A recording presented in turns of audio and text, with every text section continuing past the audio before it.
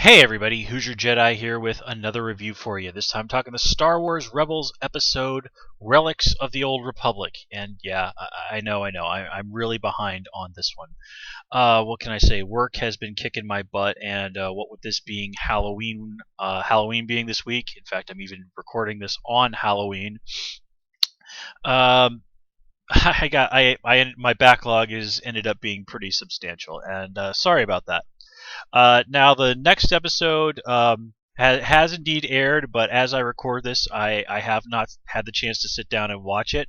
So just keep that in mind as you're watching this video. So, first things first, the title of this episode is actually rather interesting: Relics of the Old Republic. Now, in the previous Star Wars expanded universe, the one that basically kind of got chucked out the window for all intents and purposes, the Old Republic actually referred to the Republic as it existed before the Ruusan reformations, which happened roughly 1,000 years before the I guess the prequels kick off, thereabouts. I can't remember the timeline exactly.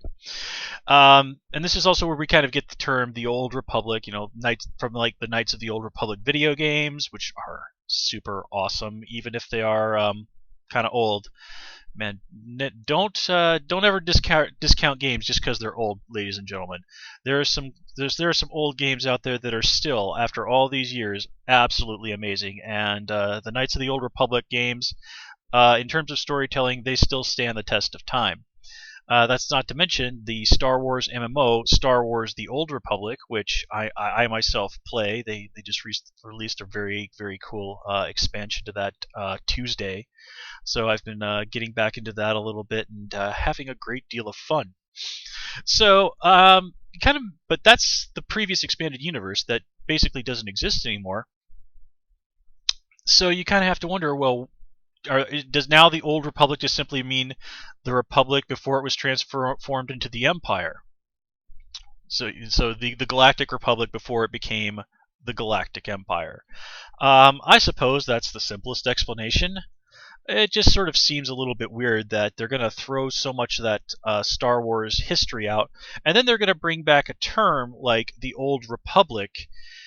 Um, I don't know. Maybe that's just kind of how they're going to start referring to things once the new Star Wars movies roll out. I don't know. I've really been trying to avoid as much information as I can about The Force Awakens because I want to go in there and be absolutely surprised by pretty much as I possibly can.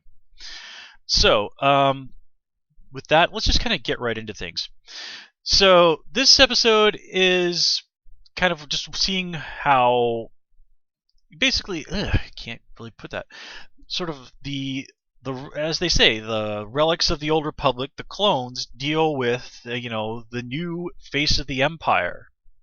And I really love that bit where Callus and Rex are talking. And hang on, let me look that up exactly what they said there. Oh darn it! Yeah. Rex says, "If it's a fight you want, I hope you brought a better class of soldier than those stormtroopers." To which Callus replies, "They serve the Empire well, and I have a great many of them." And Rex comes up with a very impressive comeback on that one. "You're gonna need all of them." And yeah, I mean we've seen that the stormtroopers of this era are not quite as impressive as those clone troopers were. So, yeah. On the other hand, Callus does make a pretty darn good point. It's like, hey, I got a lot of these guys. Plus, they're dealing with some old men, so. But nonetheless, Wolf and Gregor and Rex, I mean, they managed to bring it and put up one heck of a good fight.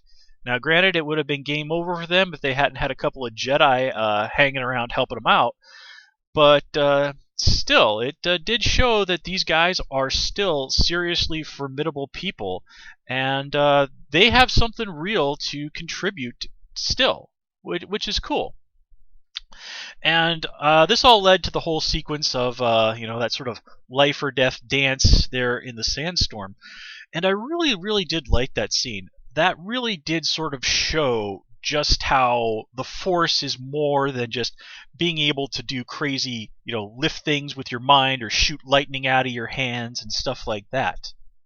I really, really love the more mystical aspects of the Force and the lore of the Force. That's some of my absolute favorite stuff in Star Wars. I mean, just to kind of go back to when I'm talking about the Star Wars MMO, the Old Republic, my favorite storyline was that of the Jedi Consular and that lore of the Force, going after artifacts and stuff like that. The mystical side of things. That's very, very big in the Jedi Consular story and in the story of the Sith Inquisitor. And that's one of the reasons why that was, out of all the stories I played, that was one of my favorites. Although I do have to admit that, like most people who play the Old Republic, I have to agree, the best written story is that of the Imperial Agent. Hands down, the Imperial Agent story is amazing. But just sort of seeing Kanan use his powers like that is really kind of what I think is the most interesting aspect of the Force and things like that. Okay, being able to jump really high and being able to, do crazy things with telekinesis, and of course, it's much easier to fight with a lightsaber if you're Force sensitive. But the sort of that unknown quantity of the Force, it's more than about enhancing your physical abilities or basically letting you do superhero stuff. Where the stuff that's kind of a big question mark, like, sense where people are in the middle of a sandstorm. Now, I guess you could kind of count that as a superpower, but to me, that just really clicks for me for some reason.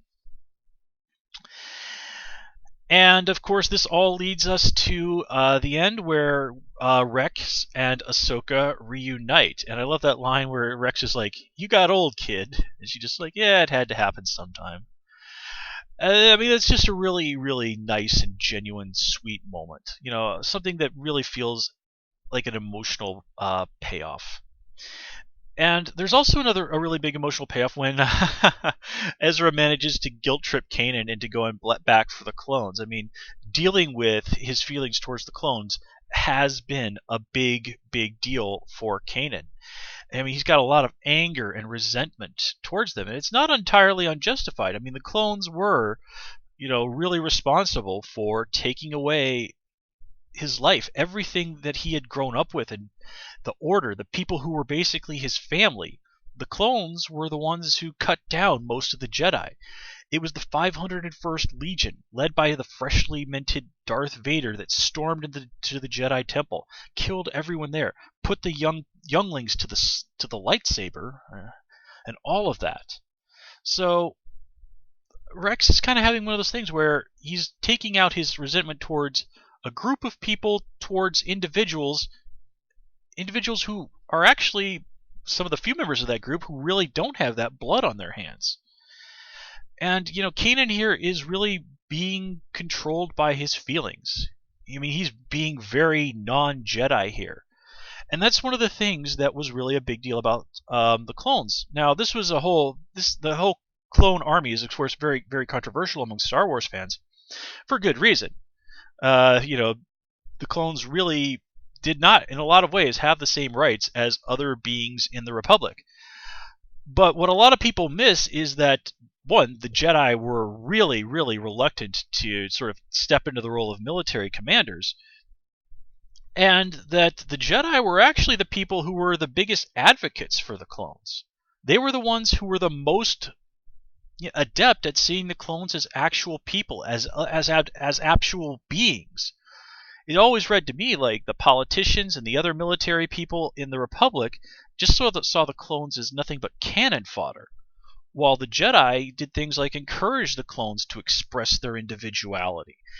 The Jedi were the ones who really would do as much as they possibly could to save the lives of the clones under their command. Because remember, the Force is created by living beings. So the clones are just as much a part of the Force as any other thing, as any naturally born being would be. So there's no reason that the Jedi would revere the life of a clone any less than they would of that the life of a naturally born being. And you know, in all the shuffle and stuff, I think that's something that tends to get overlooked.